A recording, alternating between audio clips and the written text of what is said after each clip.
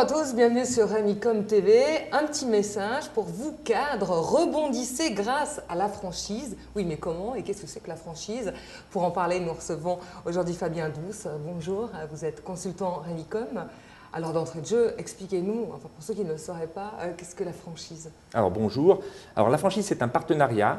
D'un côté vous avez une entreprise qui a développé un savoir-faire, qui a développé une marque, qui a développé donc un savoir-faire qui est reconnu, qui a été reproduit à plusieurs reprises, donc on voit qu'il fonctionne à Genève, à Lausanne, à Berne, etc.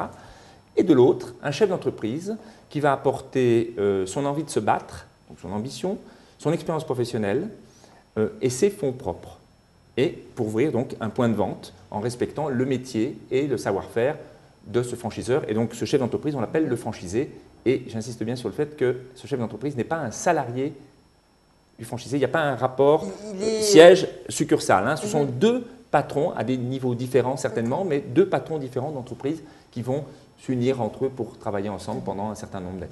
D'accord. Et pourquoi pensez-vous que la franchise puisse justement permettre à des cadres de réorienter leur carrière, voire de rebondir? Un peu quand on serait en bout de course, on n'aurait pas d'idée ou la motivation de trouver un nouveau produit, quelque chose? Alors, j'ai envie de vous répondre de la manière suivante. Moi, j'ai rencontré beaucoup de franchisés de par mon métier, depuis une quinzaine d'années maintenant.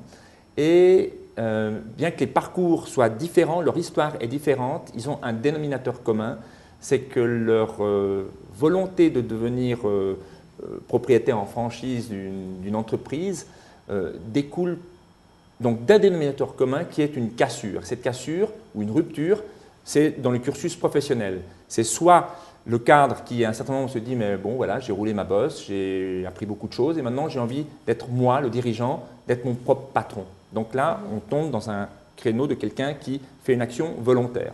Ou autrement, c'est le cas de quelqu'un qui, malheureusement, il y a restructuration, il perd son job, il n'arrive peut-être pas à rebondir en tant que salarié et il va être obligé de se remettre en question.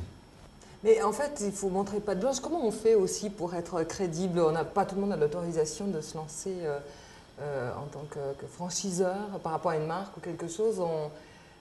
Comment on a le droit, on nous autorise à avoir une franchise de telle ou telle marque? Alors là, on tombe dans un domaine très vaste qui est le développement. Je dirais qu'à partir du moment où vous avez envie de créer une entreprise en franchise, vous contactez un franchiseur, vous allez lui poser un tas de questions, vous documentez sur le contenu de sa franchise, sur son produit, sur son savoir-faire, prendre le maximum d'informations. Puis après, finalement, le droit, vous l'octroyez vous-même, vu que vous achetez un savoir-faire et vous allez mettre des fonds pour créer une entreprise répondant aux normes du franchiseur.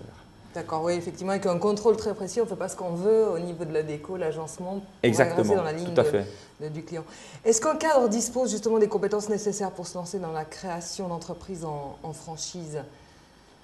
Alors, personnellement, je suis plus que convaincu de ceci parce qu'un cadre, par définition, c'est quelqu'un qui sait gérer. Donc, il sait gérer des ressources humaines, il sait gérer un centre de profit, il sait gérer ses priorités, donc il sait se prendre en main. C'est quelqu'un qui est orienté par définition résultat. Donc, c'est quelqu'un qui a toutes les capacités pour devenir chef d'entreprise. Et je dirais que les franchiseurs ne se sont pas trompés parce qu'il faut savoir qu'il y a une règle pratiquement universelle, c'est que 40% des franchiseurs ne recrutent essentiellement que des gens qui ne connaissent pas le métier qu'ils prestent dans le cadre de leur franchise.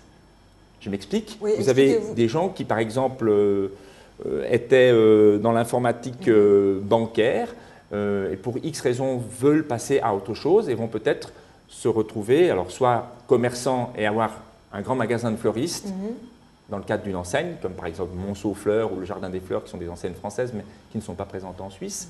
Ou alors la personne qui était, je ne sais pas moi, directeur d'une succursale dans une banque, qui veut voir autre chose et qui va peut-être adhérer à un réseau de franchise pour ouvrir un dépôt-vente, c'est-à-dire un de ces magasins qui vendent du matériel d'occasion. Donc rien à voir avec le métier d'origine. Et ça, c'est une des grandes richesses de la franchise. Donc ça, c'est plutôt bien, justement, ils recherchent ça. Oui, exactement. Donc ça permet vraiment de rebondir.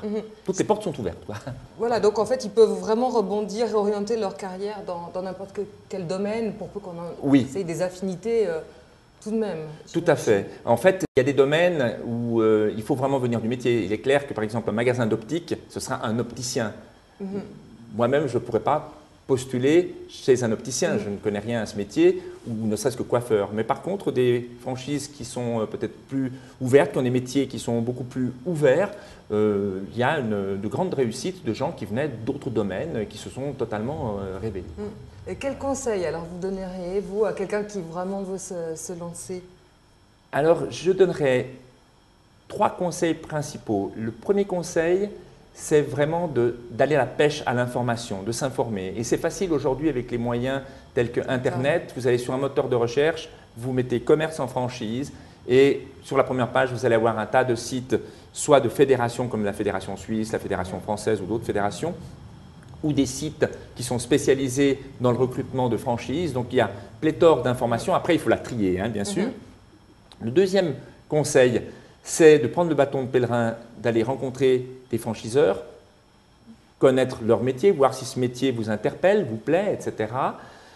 C'est d'avoir des renseignements sur, bien sûr sur le métier du franchiseur, mais sur les résultats financiers, sur les prévisionnels. C'est de visiter des points de vente franchisés. Il y a personne mieux qu'un franchisé qui peut donner un avis sur le franchiseur, d'expliquer, ben oui, le concept fonctionne, oui, la rentabilité est là, parce que l'un dans l'autre, un réseau de franchise qui fonctionne, c'est un réseau où le franchisé gagne de l'argent.